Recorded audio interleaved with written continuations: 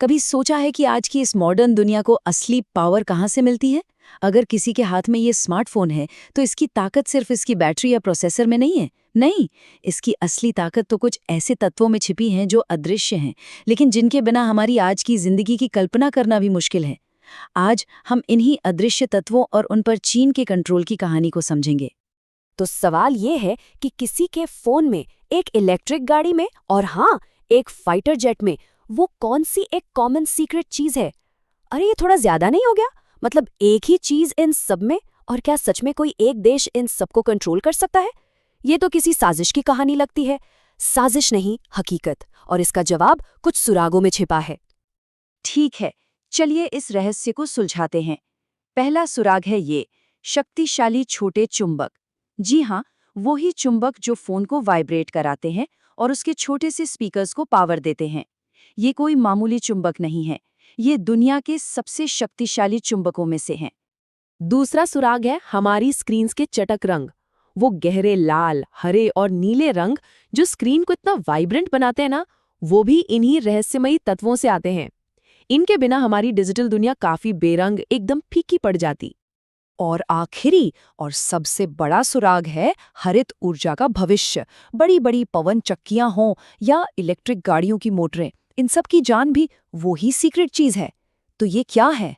ये हैं rare earth elements. Rare earth elements या आरईईज 17 मेटालिक एलिमेंट्स का एक ग्रुप है। अब नाम सुनकर लगता है कि ये बहुत रेयर यानी दुर्लभ होंगे, लेकिन मजे की बात यह है कि ये भूवैज्ञानिक रूप से बिल्कुल भी दुर्लभ नहीं है। असल में इनमें से कुछ तो धरती में तांबे या सीसे से भी ज्यादा पाए जाते हैं। इन्हें रेयर इसलिए कहा जाता है क्योंकि इन्हें निकालना और एक दूसरे से अलग करना यानी प्रोसेस करना बेहद मुश्किल और खर्चीला काम है। ये एक तरह से आर्थिक रूप से दुर्लभ है, भूवैज्ञानिक रूप से नहीं। इन्हें उद्योग का विटामिन भी कहा जाता है। कम मात्रा में जरूरी, पर इनके बिना काम ही नहीं चलता। ठीक है, तो इन्हें निकालना मुश्किल है, पर हम इतनी मेहनत करते क्यों हैं? आखिर ये इस्तेमाल कहाँ होते हैं? अरे ये हर जगह इस्तेमाल होते हैं, यही तो इनकी खासियत है। ये हमारी मॉडर्न टेक्नोलॉजी का सीक्रेट मसाला है। फोन का वाइब्रेशन और स्पीकर खास तरह के चुंबकों से चलते हैं। स्क्रीन के रंग दूसरे खास तत्वों से आते हैं। कैमरे के लेंस में भी एक अलग तरह का तत्व होता है ताकि तस्वीरें साफ आएं। लेकिन बात सिर्फ फोन तक सीमित नहीं है। इलेक्ट्रिक गाड़ियों की मोटर और पवन चक्कियों में दुनिया के सबसे शक्तिशाली मैग्नेट लगते हैं। और सबसे जरूरी, ये रक्षा प्रणालियों की रीढ़ हैं। Missile guidance, radar, jet engine, सब कुछ इन पर निर्भर है। सच में ये अदृश्य हैं, पर इनके बिना हमारी आज की दुनिया काम ही नहीं कर सकती। तो अगर ये तत्व इतने जरूरी हैं और दुनिया भर में पाए जाते हैं, तो इसमें समस्या क्या है? अमेरिका, ऑस्ट्रेलिया, भारत, सब जगह इनके भंडार हैं। फिर हम चीन के कंट्रोल की बात क्यों कर रहे हैं? क्योंकि समस्या ये नहीं है कि ये तत्व कहाँ मिलते हैं। समस्या ये है कि इन्हें इस्तेमाल के लायक बनाता कौन है। और यहीं से चीन के दशकों लंबे खेल की कहानी शुरू होती है। 1987 में चीन के तत्कालीन नेता देंग शाओपिंग ने ये ऐतिहासिक बात कही थी। ये सिर्फ एक बयान नहीं था, ये एक राष्ट्रीय मिशन की शुरुआत थी। चीन ने दशकों पहले ही ये समझ लिया था कि जो भूमिका 20वीं सदी में तेल की थी, वही भूमिका 21वीं सदी में रेयर अर्थ एलिमेंट्स की होगी। ये आने वाली डिजिटल और ग्रीन क्रांति का नया ईंधन होंगे। इस लक्ष्य को हासिल करने के लिए चीन ने एक दो-धारी रणनीति अपनाई। पहला था कीमत का हथियार। चीन ने सरकारी सब्सिडी की मदद से बाजार में इतने सस्ते रेयर अर्थ्स उतारे कि किसी और देश के लिए मुकाबला करना नामुमकिन हो गया। अमेरिका की माउंटेन पास माइन, जो कभी दुनिया की सबसे बड़ी सप्लायर थी, 2002 में इसी प्राइस वॉर की वजह से बंद हो गई। और दूसरा, ज्यादा खतरनाक कदम था पर्यावरण का बलिदान। चीन ने उत्पादन की भारी पर्यावरणीय लागत को पूरी तरह नजरअंदाज कर दिया। इसको समझने के लिए सोचिए, ये एक क्लासिक बॉलीवुड प्लॉट जैसा है, जहां विलेन को सिर्फ पैसा नहीं चाहिए, उसे तो पूरे गांव का पट्टा अपने नाम चाहिए ताकि वो हर किसी को कंट्रोल कर सके। चीन का मकसद भी सिर्फ ये मिनरल्स बेचना नहीं था।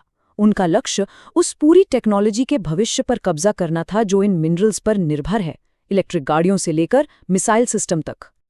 और पर्यावरण की कीमत वो चौंकाने वाली है।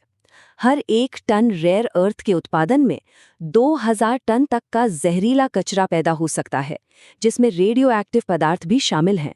चीन दशकों तक इस कीमत को चुकाकर दुनिया पर कब्जा करने की तैयारी कर रहा था।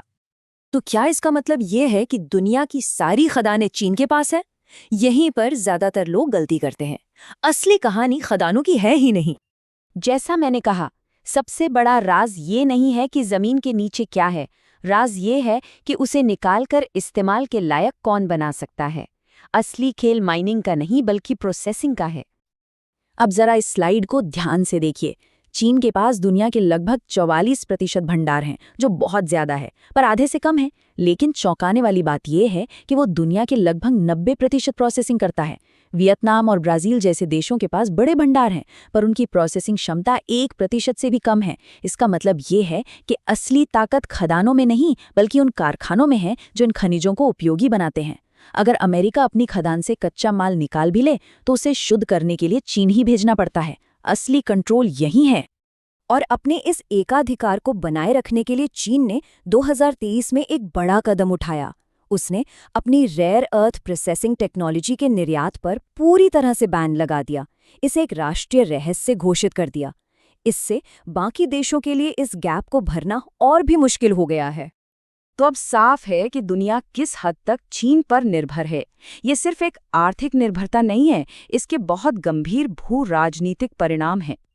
ये चार्ट पूरी कहानी बताता है। जरा इन आंकड़ों को देखें। चीन दुनिया की लगभग 70% माइनिंग को कंट्रोल करता है। फिर जैसा हमने देखा, वो करीब 90% प्रोसेसिंग को कंट्रोल करता है।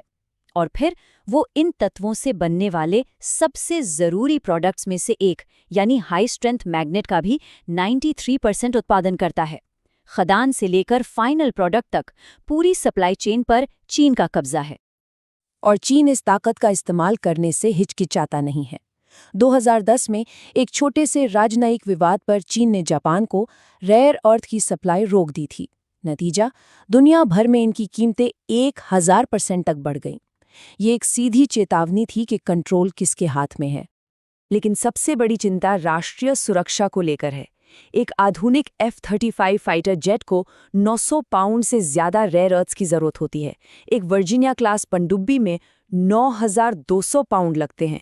एक अमेरिकी सरकारी रिपोर्ट ने चेतावनी दी है कि अगर चीन सप्लाई काट दे तो अमेरिका के सबसे जरूरी हथियारों के पुर्जे सिर्फ 90 दिनों में खत्म हो सकते हैं। सोचिए, किसी देश के सबसे आधुनिक हथियार उन चीजों से बने हों जिनका स्विच उसके सबसे बड़े रणनीतिक प्रतिद्वंदी के हाथ में हो। तो सवाल ये है कि दुनिया इस बारे में कर क्या रही है? क्या इस निर्भरता को कम करने का कोई रास्ता है? पश्चिमी देशों की नींद अब खुली है, लेकिन आगे का रास्ता बहुत मुश्किल और महंगा है। दुनिया के सामने अब 2 रास्ते हैं। एक चीन केंद्रित मॉडल, जिसमें हमें सस्ते फोन और गाड़ियां तो मिलती हैं, लेकिन भारी भू राजनीतिक जोखिम के साथ। दूसरा, एक विविध मॉडल, जो ज्यादा सुरक्षित और स्थिर तो होगा, लेकिन इसका मतलब होगा हर चीज के लिए ज्यादा कीमत चुकाना। एक सुरक्षित और नैतिक सप्लाई चेन बनाने की अपनी एक सुरक्षा प्रीमियम होती है, जो उपभोक्ताओं को ही चुकानी होगी। और एक और बहुत बड़ी समस्या है, जिसे गेम थ्योरी प्रॉब्लम कहते हैं। मान लीजिए पश्चिमी देश अरबों डॉलर लगाकर नई फैक्ट्रीज बनाते हैं। जैसे ही वो फैक्ट्रीज उत्पादन शुरू करने वाली होंगी, चीन रणनीतिक रूप से बाजार में सस्ते माल के बाढ़ ला सकता है। इससे कीमतें गिर जाएंगी और नई फैक्ट्रीज दिवालिया हो जाएंगी। इस जोखिम की वजह से निजी निवेशक पैसा लगाने से डरते हैं। तो अंत में हम सब इसी बड़े सवाल पर आकर रुकते हैं। जैसे जैसे हमें ग्रीन और ज़्यादा टेक्नोलॉजिकल भविष्य की ओर बढ़ रहे हैं, क्या हम अपने फ़ोन, अपनी गाड़ियों और अपनी ऊर्जा के लिए ज़्यादा कीमत चुकाने को तैयार हैं, ताकि ये सुनिश्चित हो सके कि उनके अंदर के ज़रूरी तत्व किसी एक देश के कंट्रोल में ना हों और उन्हें नैतिक और पर्यावरणीय रूप से सही तरीके से निकाला जाए? इस सवाल का जवाब ही आने वाले दशकों में दुनिया का भविष्य तय करेगा।